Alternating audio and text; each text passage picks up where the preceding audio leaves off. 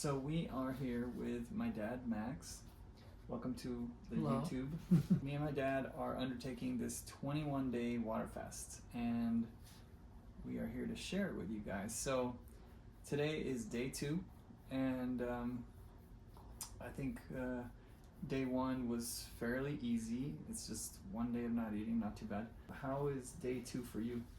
So far, it's been pretty easy.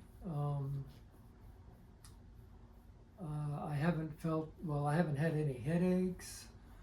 I've only experienced one little period of, I felt a little weak. My legs felt a little shaky, but that passed fairly quickly, and really I feel pretty good. I feel a little empty, but a sip of water kind of takes that away. And of course, on this water fast, you have to drink a lot of water. Yeah. So, Well, do you remember why Lauren Lockman is the mentor that's guiding us? Do you remember why he said we have to drink a lot of water? well, mainly to flush the toxins out of your body. You build up all these toxins over a lifetime, whether you're 20 or 80. You've built up all these toxins in your body, and your body holds on to them and keeps building them as you live your life. And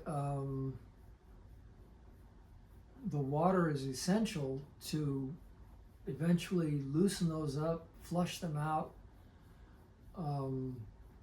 clean your body. Yeah.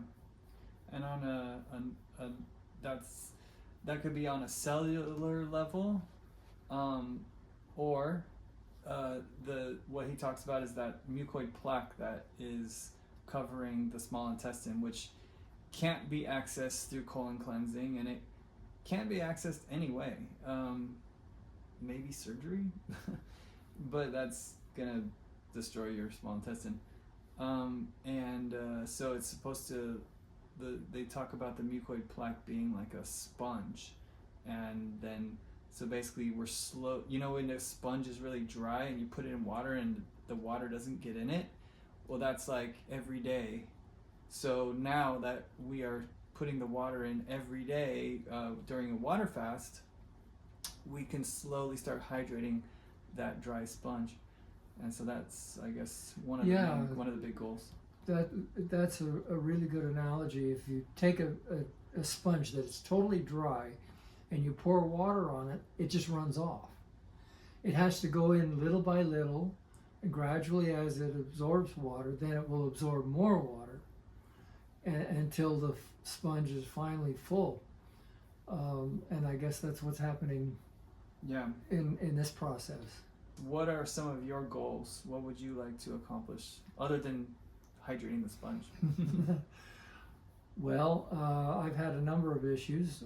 I'm 76 years old, and a lot of things have happened in my life.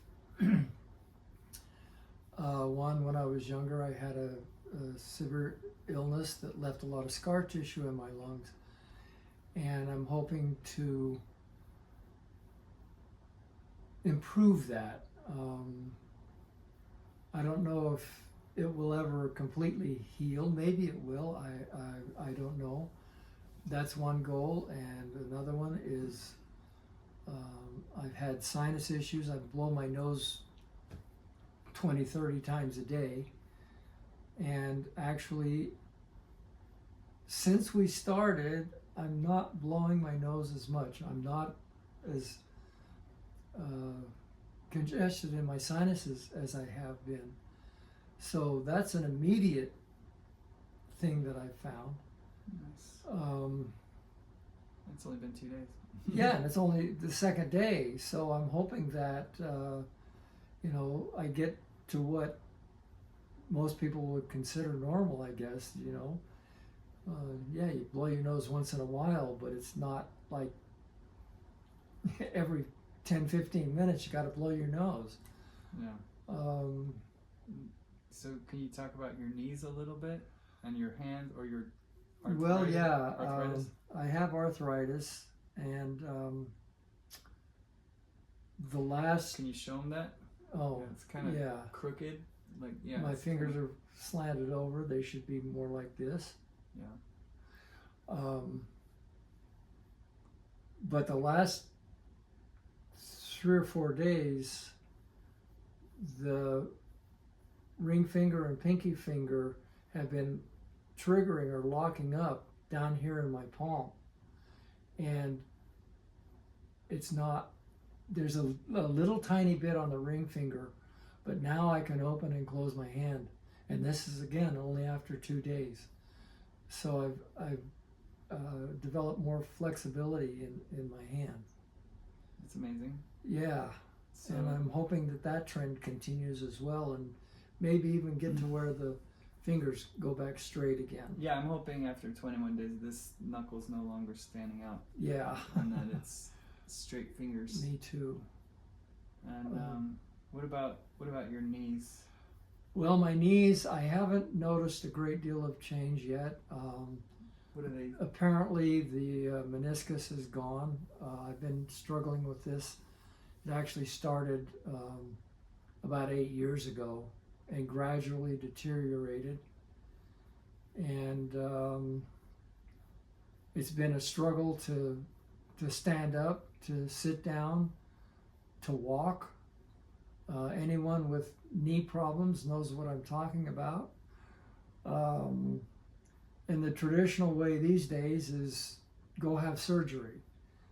Well, I hold that out as an absolute last resort. I believe that the body is capable of healing itself and that others have done it. And so why can't I? Let's try every possibility before such drastic measures as, cutting the bones off and putting titanium in there. Yeah. And the thing that's deterring me the most from having the surgery is the chemicals that they dump in your body. I'm very sensitive, and I did have surgery. I had fallen because of my knees, and I broke the femoral neck on both legs. They did emergency surgery on me, and now I have titanium ends on the femurs, both femurs. But the chemicals that they dumped in me, I still have some residual from that. Which I presume all of that will come out during this fast. Yeah, I think so.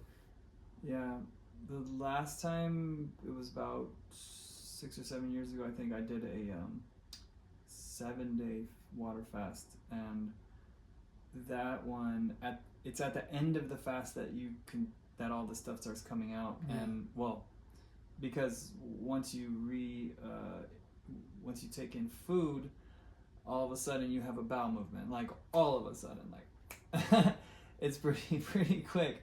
And it's not food, it's just coconut water, because I remember drinking just a little bit of, I diluted coconut water with filtered water, and I drank just a little bit, and I was like, oh, I gotta go to the bathroom.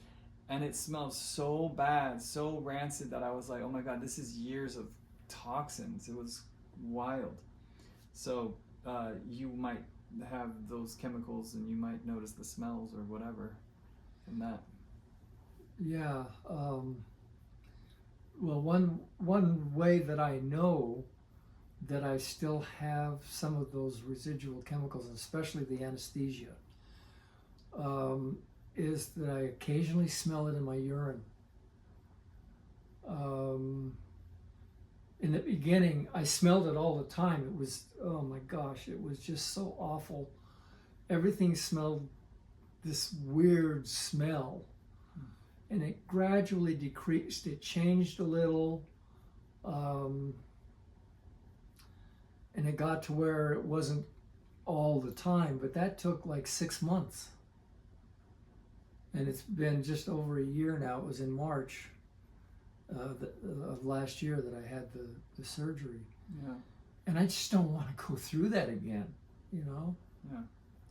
So you've been trying to heal without the use of surgery, the natural way on your own. I know you've been doing a lot of energy healing. Yeah. And it seems that your body wasn't able to produce the results, so here we are doing kind of a last ditch effort, if you will. There you go. Yeah, kind of. Yeah, I've done a lot of things, as Nick said, energy type healing, and I've had minimal results. There has been some improvement, but it's been so slow. And I know the body is capable of healing itself. I know that this is possible because there are documented cases of people who have done it. Not necessarily with fasting, but maybe it's the route that I need to take to get this healing accomplished. You know, when the body is processing food, digesting food, it doesn't heal as quickly. And that's one of the things that Lauren has pointed out, and which I already knew. Like when an animal gets injured or ill for some reason, they'll go hide in their den and just stay there for several days or maybe even weeks until they're healed.